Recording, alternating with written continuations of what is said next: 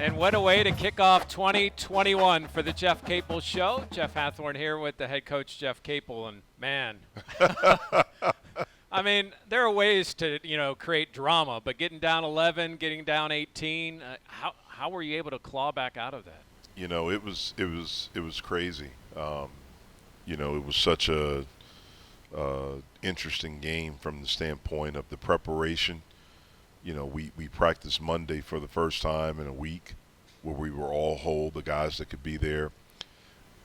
And then you're preparing to play, I think, the most unique team in the league as far as their style, specifically the zone.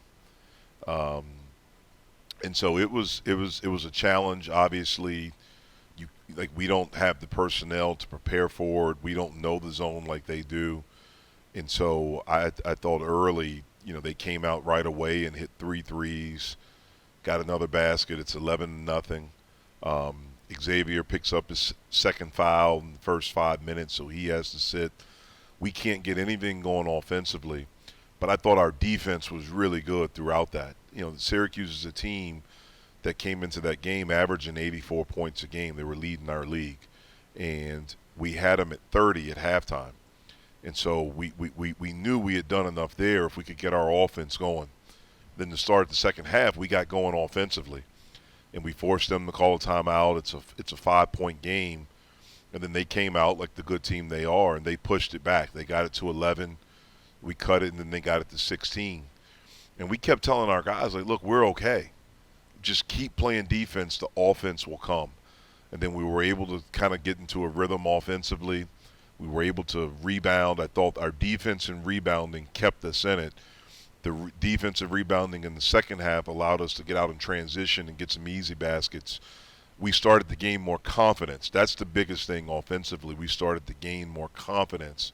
We found a lineup that worked with Xavier and Femi together that gave us two guys that could penetrate, and guys stepped up and made some huge plays. Jeff, as a team is turning it around, is it a feel that you get hey, we're starting to play the right way? Is it a look in the guys' eyes? What tells you, okay, we're on the path to chipping away at this? It's a little bit of both. It's certainly a feel, but then at times you can look at them and you can see when they believe. You can see when they're confident. Like in the first half, we actually got some good looks to start the game. We missed them. And as we continued to miss shots, you could see the look then where it's like, my gosh, are we going to make a shot? I can't make a shot. And in those moments, what I tell our guys is stop thinking about I. It needs to be we. What can we do? How can we be better defensively? Can we talk a little bit more? Can we do this?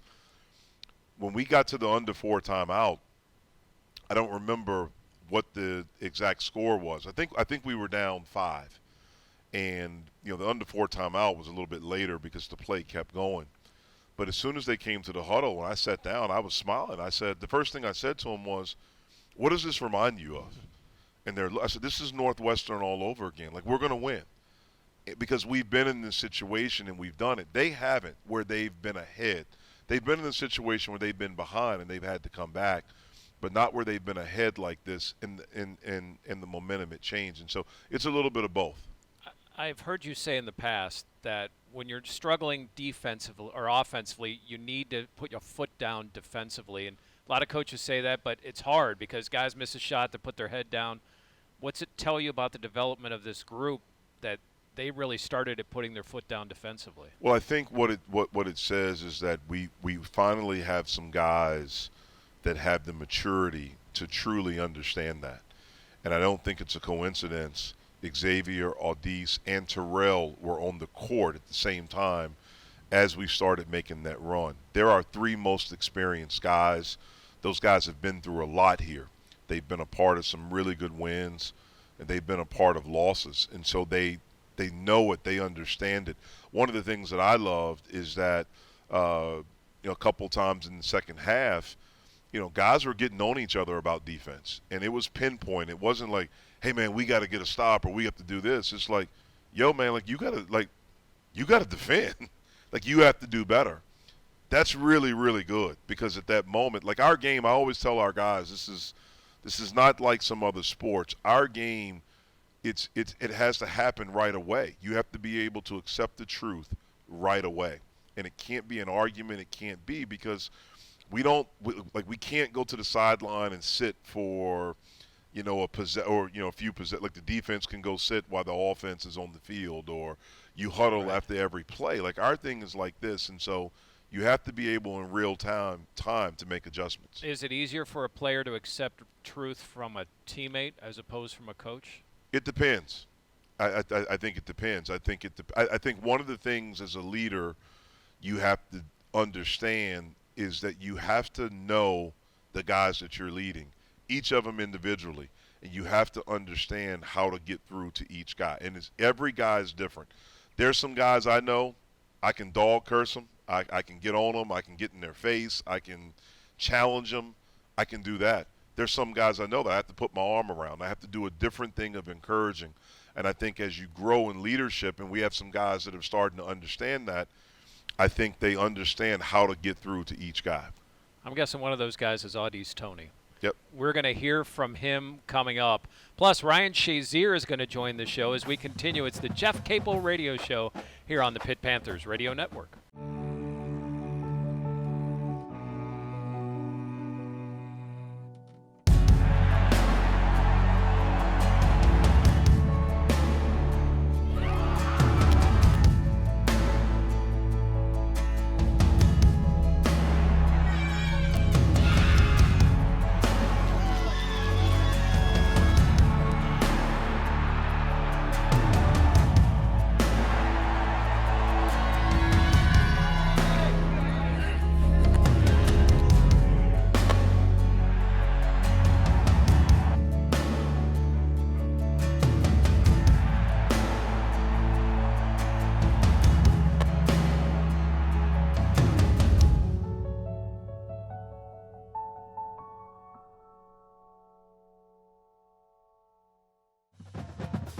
Of course, it was nothing but net.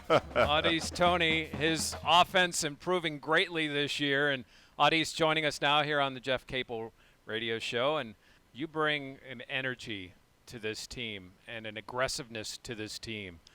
How much do you see your teammates following what you do, and is that a goal of yours to make sure you're helping lead the younger guys? Yeah, it's a big goal for me because me and Coach had a talk during the off season.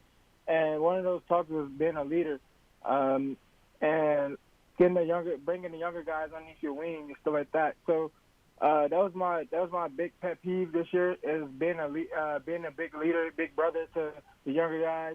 And I see that like through our practice and stuff like that, they actually listen and they go through command. What they see when I'm doing hustling and things like that, and it feed them and make them their energy turn up a little bit more.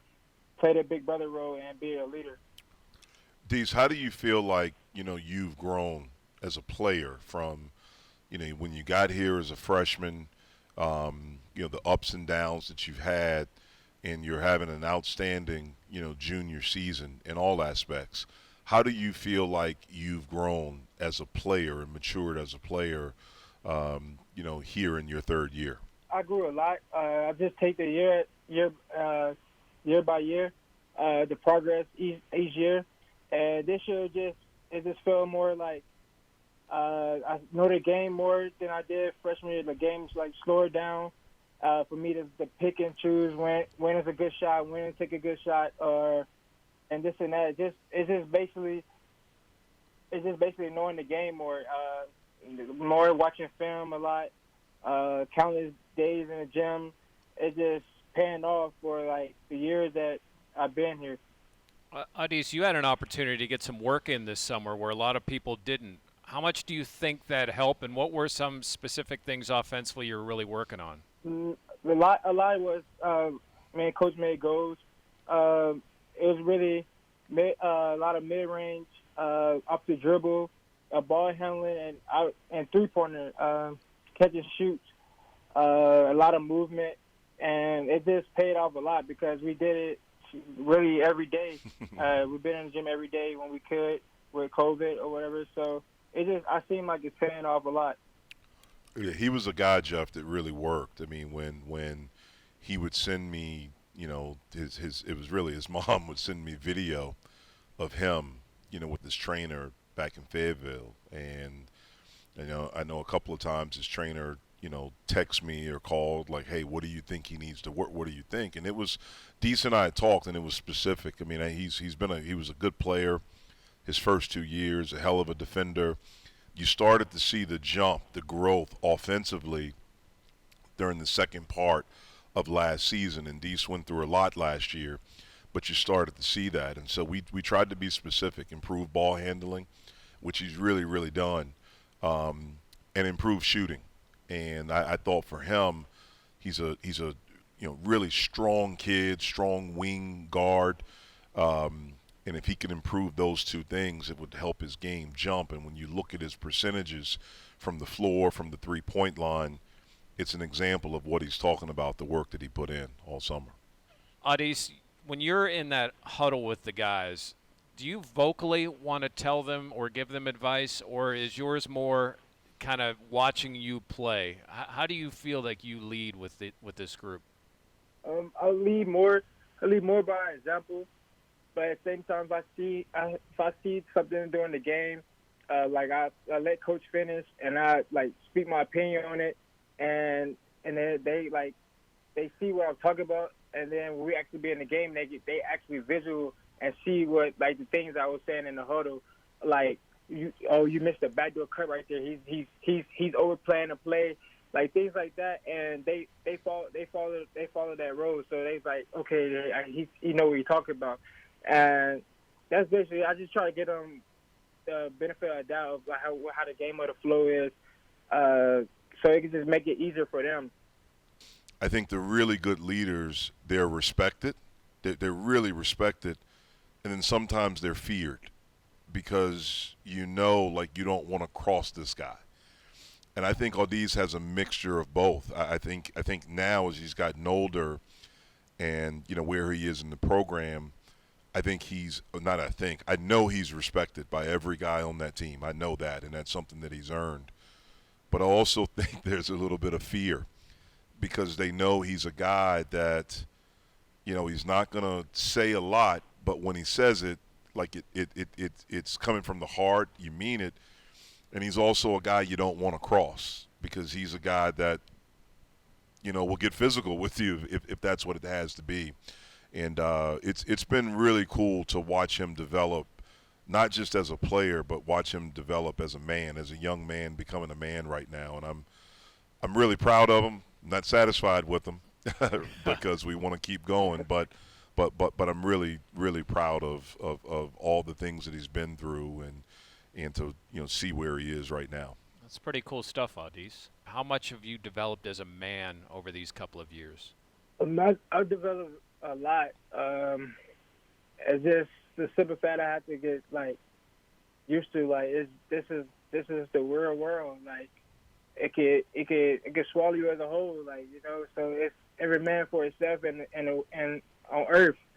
And you gotta just what college taught me the most is you're gonna have adversity through whatever it is, either on the court, off the court, in the classroom.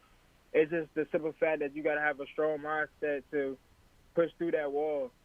And like Coach told us, even on the court, if stuff not going your way, you still got to find something else to get you out that slump or the situation you in. And you just got to keep pushing forward. You can't just let the wall just stand right in front of you. You got to run through it.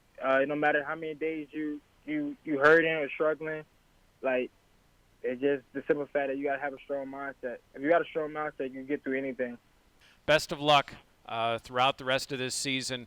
Congratulations on the win over Syracuse, and keep it going. Keep that arrow pointing up. Yes, sir. Thank you. All right, man. See you tomorrow. All right, Coach. Yes, sir. Au'Diese Toney here on the Jeff Capel Radio Show. And we continue. Former Steeler Ryan Shazier right here on the Pitt Panthers Radio Network.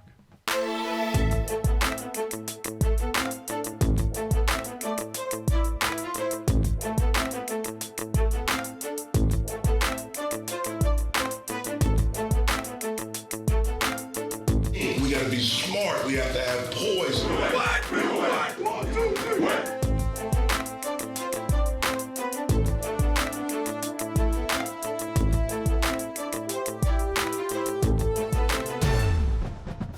joined by head coach Jeff Capel, and we have a special guest with us.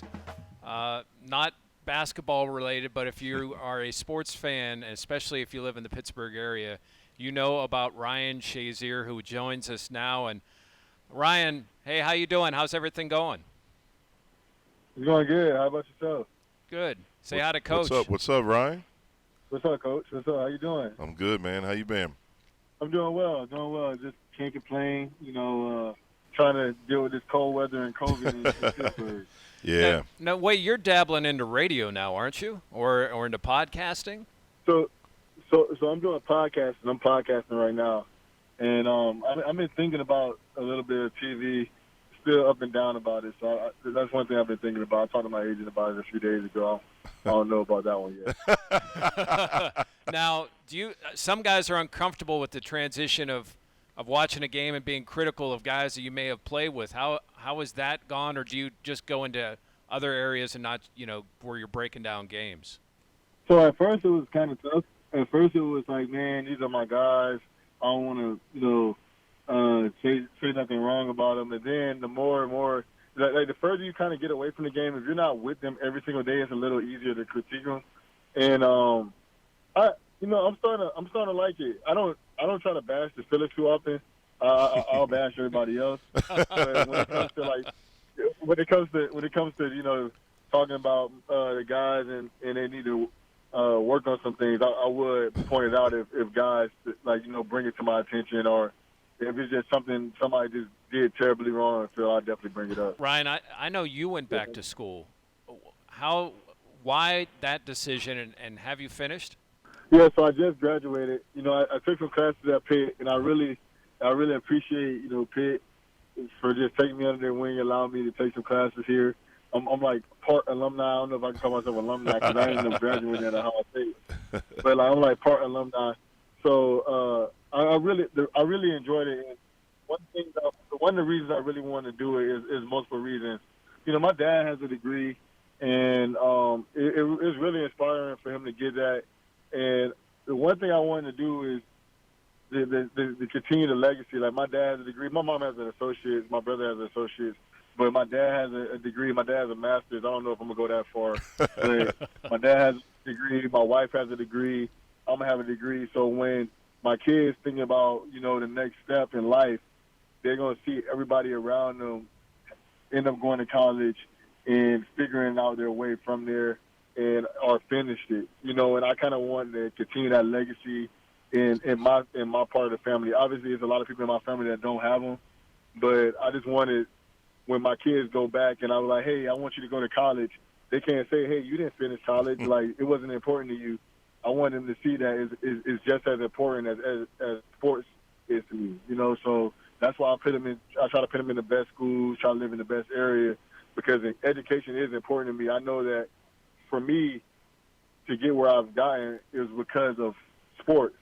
I don't think I would be meeting all these people or even knowing Coach if it was off my education, because I promise you I'll probably be at a technical school or something or a community college. And I'm not saying there's anything wrong with it, but I just wanted my kids to understand that, education is important, and you can get just as much from life from being as smart as being as athletic, So I wanted them to know that when they are older. Ryan, obviously, well, first of all, that was an amazing answer, about the education, finishing your degree. Congratulations on that. And it's really cool what you're doing for your boys and, for them to see. That's very, very special. Moving to athletics, like when did you know that you were like really, really good in football, like that you were different? Like, when did you know that you had a chance, to make it to the ultimate level of the NFL? So I knew I was pretty good my sophomore year in college. My sophomore year in high school. That's when I started going to camps, and I'll go to a camp and I'll always be around the top 10 guys in the camp when it came to speed or just doing drills or like winning a position, or if I didn't win a position, I'll come in second in position. And the guy that would beat me would be like a guy that just, prototype. He had the height, weight, speed, and, those guys they're getting them 5 stars off the jump in football compared to somebody that's actually good at football.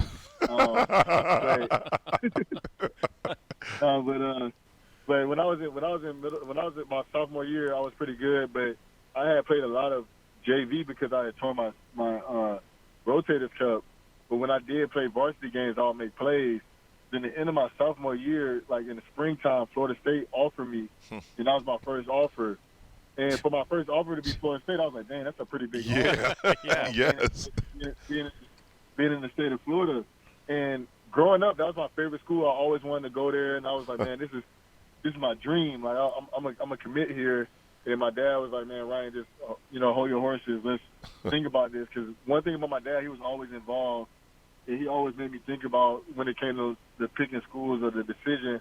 It's just bigger than jerseys and who was your lifetime favorite school to go to. Sometimes it's bigger than that. It's actually about like what coach fits you better, what program fits you better, who has a better education, who has better facilities, who sends guys to the league more.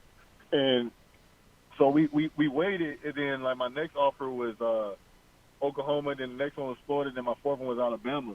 So after I got those like 4 offers, it was pretty much every school in the nation was just like, we don't even need to watch your film, we're giving you an offer. I'm a pretty good football player, but when it was my freshman year at Ohio State, we did a drill, and the running back was named Boom Herron, and he was a well-known running back in Ohio State, and we did a drill with him. And our first drill with him, he kind of ran me over, but I made him fumble. So it was it was a bittersweet moment. Like, hey, like welcome to college, but also you made a big play. Yeah. So it kind of made me feel good. Then we did the spring game, and I had a good game. And then my freshman year, I had my first game ever starting.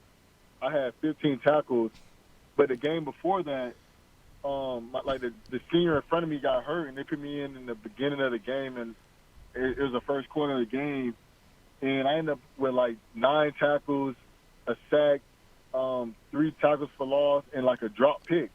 And I was like, man, like I'm doing pretty. I'm like, man, that's pretty good. Yeah. Well, I want to know why you dropped that pick. So I'm gonna get back to that.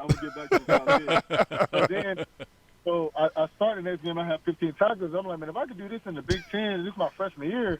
I'm like, man, I got a shot at the NFL, because I was like, if you start at Ohio State, not every school in the Big Ten, but if you start at Ohio State, you have a solid chance of going to the NFL. Yeah. So I was like, man, I think I'm good enough to go to the NFL. If I keep playing this level, I'm good enough to go to the NFL. I'm gonna get back to the drop pick. So when I got to the NFL, Coach Tomlin, he was like, I used to drop picks all the time in practice. And I'm like, man, damn. I'm like, I don't know why I keep dropping all these picks. And Coach Tomlin was saying to me one day, he was like, man, I already knew what I was getting when I bought you. I knew you couldn't get. So when it's time for contract time, I don't have to pay you as much. And then the moment he said that, me and Michelle, we went to a store. It was like a weight training store here. We went to a weight training store, and we found these things called reaction balls. And I mean, every single day from that moment until, like, I got hurt. Not every day, but, like, 2 or 3 times a week, me and Michelle would be in our living room, moving all our couches and just throw the reaction balls, like, in the living room. And it really got my hands better. And I started leading the picks in the team in picks for, like, the next 3 years until I got hurt. So, but, like, just little stuff like that is always get to you, and it make you better, Yeah. So that motivation started at an early age. We only have about 45 seconds left here, Ryan, and I know you guys met at a hockey game, which speaks to the community that Pittsburgh sports is. But I want to ask you, if you had for Coach Capel, what Tomlinism would you want him to use on his team? What Tomlinism? See, the thing is, I don't be in there in the locker room as much, but I know one thing that Coach Tomlin does, and I know this is more of a college thing, a pro thing than college thing, but there's one thing that Coach Tomlin does that I truly like, and he's extremely black and white, and he leaves no gray area. And when a guy gets hurt or it's another guy coming in, he's always like, hey, it's 2 dogs, 1 bone. Obviously, you're not cutting guys in college, but this is one of the things I loved about Coach Tomlin. He was like, it's 2 dogs, 1 bone. If X get hurt or something and another point guard got to come in, there's 2 guys fighting for that job. Hey, this guy is coming back. Who is going to be the guy to take over the team to help us get to that next level. Because obviously we know this guy is the starter. This guy is the guy that everybody knows is the starter. But that doesn't mean that your time isn't now either, you know, and he always made it like you two guys are fighting for a position. Obviously you're still cool, but we got to understand, like, this is your job or is one bone out there and who's going to get it. Yeah. And I always liked that because at the end of the day, like, I love my teammates to death, but I can't be my best self if I'm not competing against my teammates either. Absolutely. You know, and I always love that. I'll tell you what, Jeff, after we have more games under the belt, we got to have Ryan on again to break down, because you can tell he knows about your team, and now that he gets to see him play a little bit longer. Ryan, let's do that a little later in the year. Thank you so much for your time. Appreciate it, man.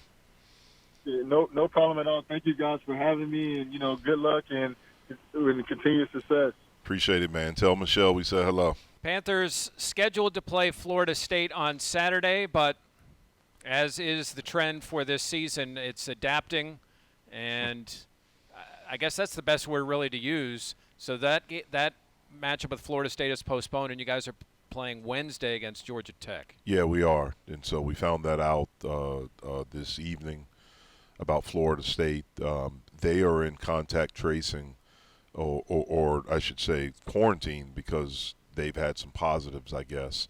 And so that game is off, and we moved the Georgia Tech game from Tuesday to Wednesday. They are also in quarantine right now for a couple of positives in their program. You have said often that basketball is a metaphor for life, and, you know, I look at the positive side that these are going to be great life lessons for all of us. No question.